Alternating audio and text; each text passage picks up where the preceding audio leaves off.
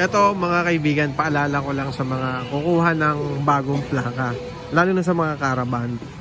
Kapag po kayo ay kumuha na through online o ipapadeliver na po ninyo, hanggat maaari po or wag na po kayong pupunta sa mga ganitong caravan. Kasi nga po, makikita o matatrack naman po nila na yung pong inyong daladala na ORCR ay nadodo na po for delivery na or kinuha nyo po ito na shipping. Kasi nga po, kita naman sa tracker na ito po ay for deliver.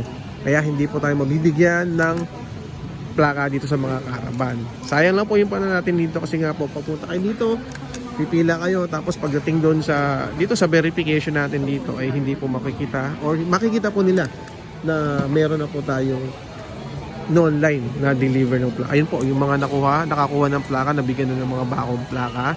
And ayan din po sila. Dito kasi bine-verify natin, bine-verify ni LTO yung mga requirements natin 2017, 20 pababa. And yun, mga deed of sale, yung authorization letter, ayan, lahat po yan. Iniisa-isa po nila yan. At ang babait po talaga ng mga staff dito.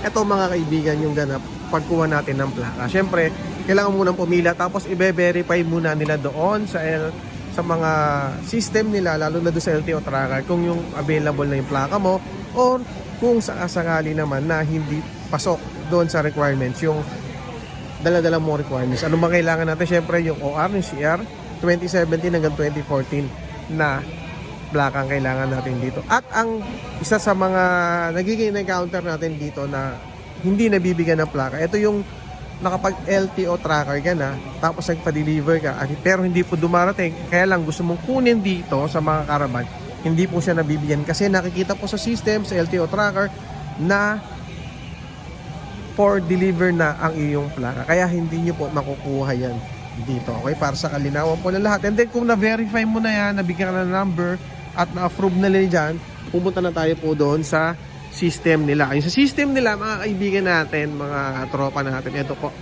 Ito yung ginagawa sa system. Ayan. Hello po. Ayan, ito yung sa system. Antayin mo lang dito. O, so sila, sir. Sir, maraming salamat. Shoutout muna sa atin. Ayan. Yung mga, ayan, yung mga kukuha ng mga bagong plaka. Ayan. Big shoutout.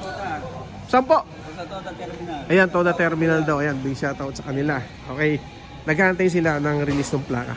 Dito, yung LTO, yung mga certification ready nila, yung mga plaka na doon. And then, kapag nakuha mo yung certificate, check mo mabuti kung tama yung plaka, yung number, o yung pangalan ninyo, at kung okay naman siya, pwede na tayong umuwi. At nakuha mo na, congratulations, nakuha mo na ang iyong bagong plaka. Yun, ganun kabilis lang ang pagkuha ng plaka.